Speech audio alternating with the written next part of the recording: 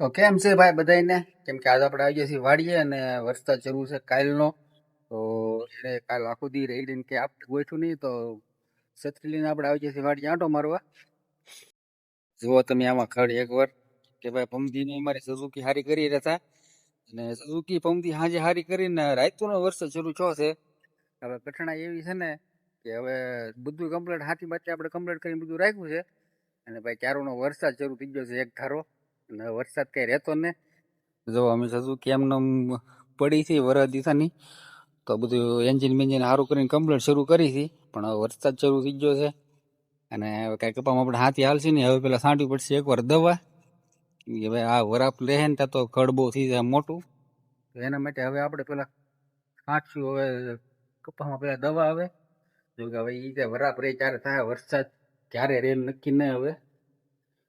તો અત્યારે જો આપણે અમથા વાડી આંટો મારવા આવ્યા છીએ તો કે સારું છે લાઇટ તો છે હવે વાંધો નહીં આવે. હવે ઘડીક વાર અહીંયા એનો મારશું આપણે બધા આંટા જો કે કઈ વાડીમાં દવા એવું છે નહીં પણ બસ અહીંયા ઘડીક વાર બેસીને વ્યા દઉં ઘરે.